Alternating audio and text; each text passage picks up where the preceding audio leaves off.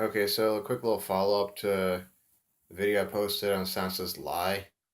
You might want to might want to change the title of that later, but so I wanted to make it clear first off that I do support Sansa being involved as a player um, in the Game of Thrones and the side of House Stark.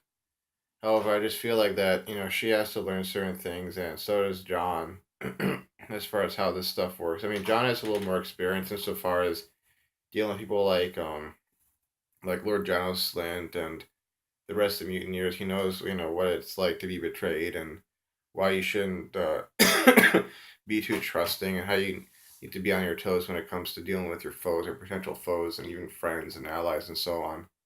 Um, but I think one big thing that she needs to lose and I think I'm just gosh, I'm hoping that John doesn't have this assumption as well. Even though he did talk about there being other houses in the north and how we can seek their support, but this assumption that just because you have the Stark name that you're gonna have the North on your side. I mean, the Boltons rose up against the Starks, they, overthrew them, killed a number of them. And, like Sir Davos pointed out, I mean, how many of the Northern houses rushed to the aid of the Starks, How many did? Basically none. If you really think about it, basically none of them did. And I mean, there may be reasons for that besides just outright fear. I mean, perhaps there were things the Starks were doing over the decades and centuries that essentially lost the confidence and support of the North.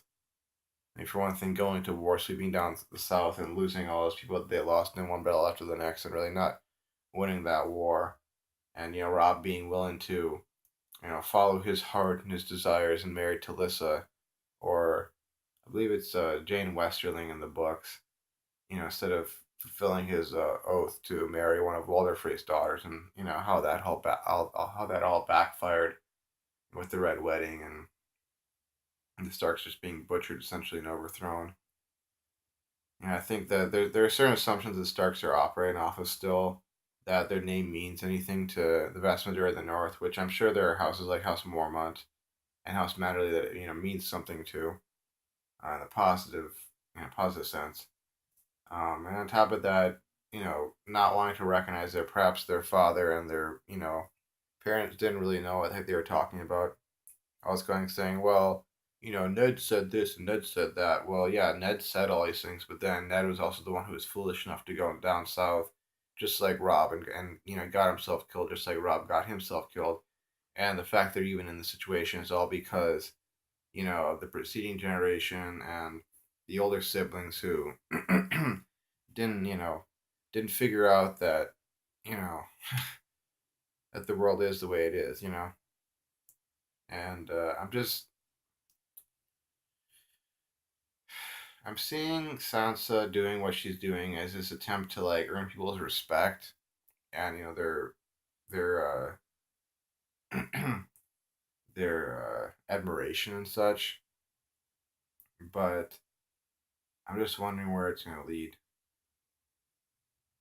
But yeah, I mean, my main point in making the second part was to say that I'm not against Sansa, and I do want to see her take a more active role because season after season we've just seen her basically be knocked upside the head by one person after the next, being played like a fool, and you're just wanting her to just put her foot down, not be a fool anymore, and not be weak, be strong. I mean, she's a survivor definitely, so she has that strength, but it's the strength to take a beating as opposed to the strength to actually strike back. And she's trying to now, and I do understand that since she has the Stark name, she can be referred to as Lady Stark.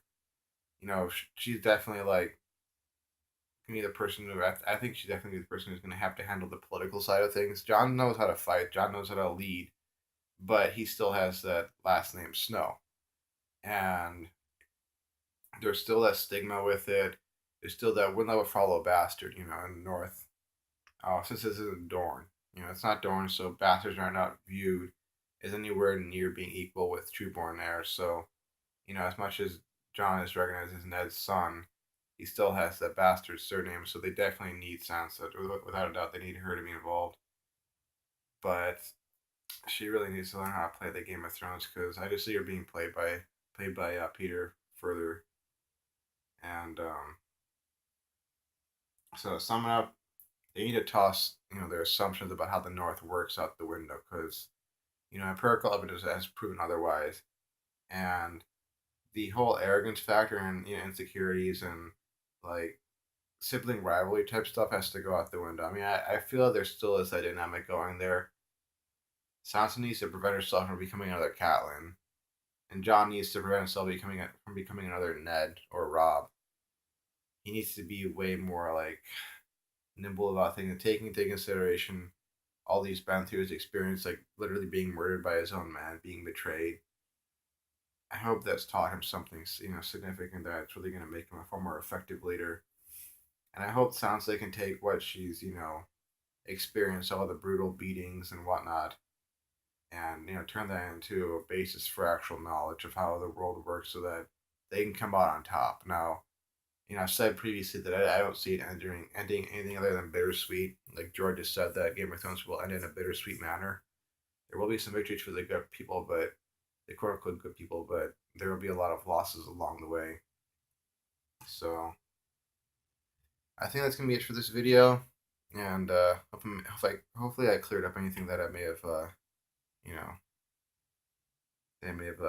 created a form of confusion, that sort of thing. So yeah, still on Team Stark. Thanks for watching. Have a nice day. Oh, like, comment, or subscribe if you you feel like doing so. Thanks.